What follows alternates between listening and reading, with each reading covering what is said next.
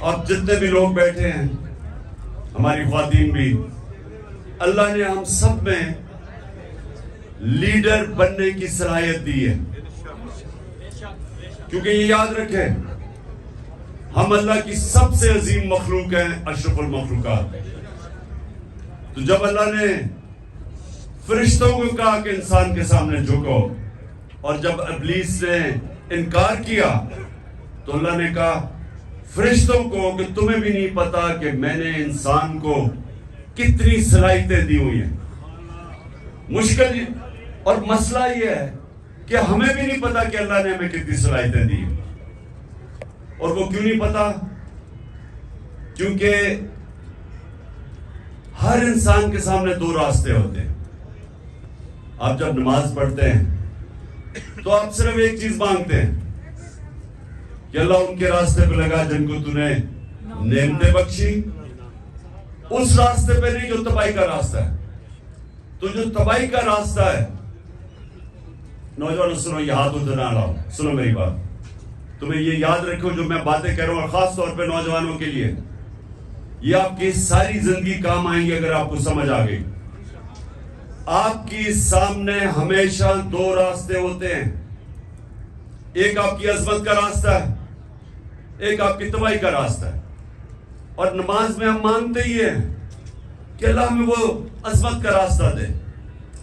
مانگتے ہم نعمتوں کا راستہ ہے، اور چاہتے ہیں ہم وہ تباہی کا راستہ، کیونکہ وہ آسان راستہ لگتا ہے.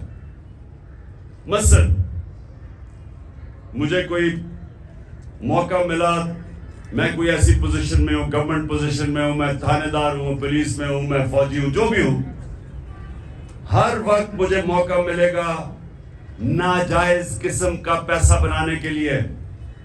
لگے گا وہ آسان راستہ ہے، رشوت دوں گا ایک دم پیسہ آ جائے گا، لیکن وہ آپ کی تباہی کا راستہ ہے.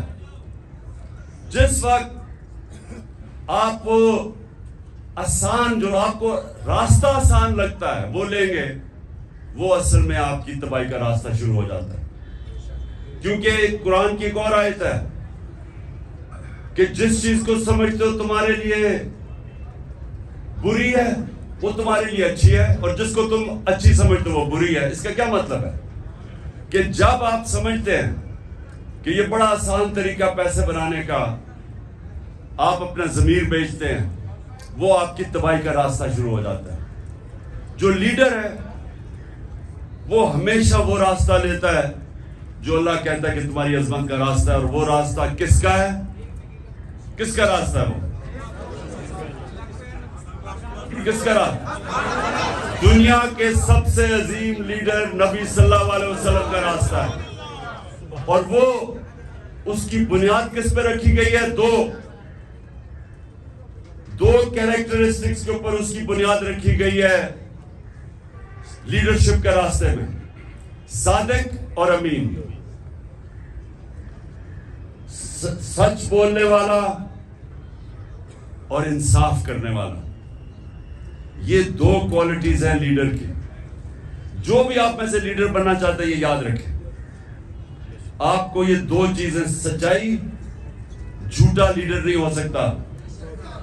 جب جھوٹا لیڈر ہوتا ہے تو وہ لندن میں جو بھاگا ہوا وہ بن جاتا ہے.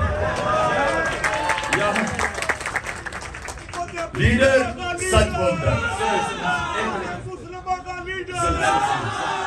سننے روزہ کھلنے والا ہے.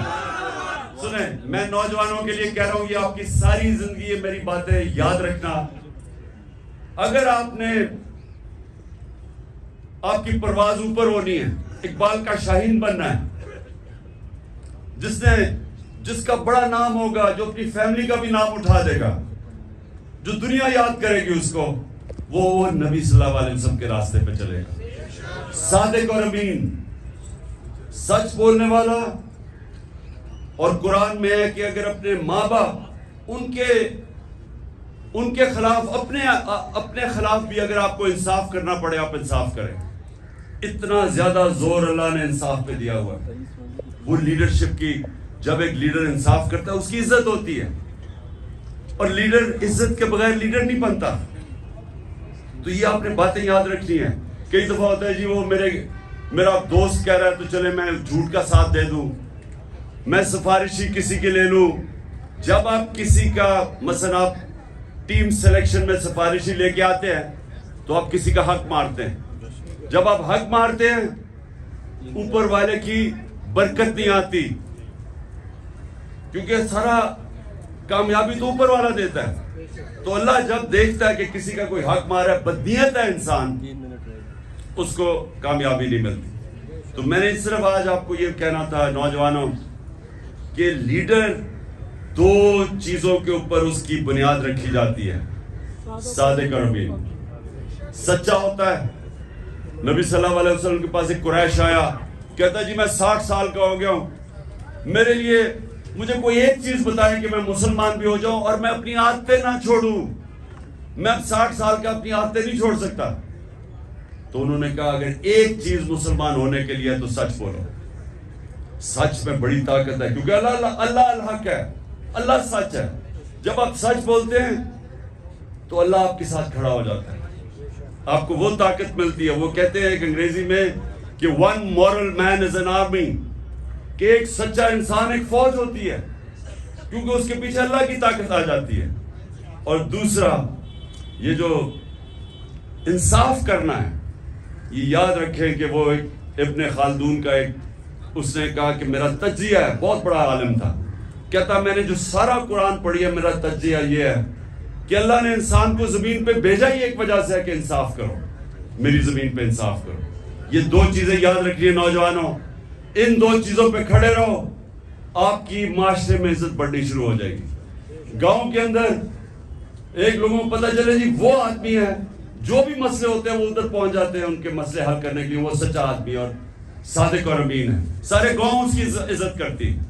نبی صلی اللہ علیہ وسلم کی نبوت سے پہلے سارے مکہ کے لوگ جانتے تھے کہ وہ صادق اور امین ہے. ابھی نبوت نہیں ملی تھی، لیکن یہ خطاب تھا کہ وہ سچا اور ایماندار اور امانتدار آدمی ہے. اس لیے یہ یاد رکھنا کہ دنیا میں اوپر جانا ہے.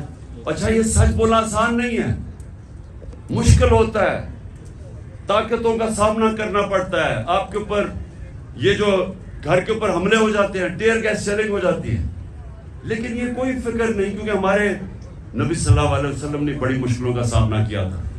لیکن پھر ان کی جو آج عظمت ہے، اس لیے ہم آج جان دینے کے لیے اس لیے تیار ہیں کہ ان کے کیریکٹر کی وجہ سے کہ وہ رائے حق پہ کھڑے رہے اور آخر میں ساری دنیا ان کے ساتھ ہوگی. دعا کریں گے اور پھر انشاءاللہ روزہ کھولیں گے.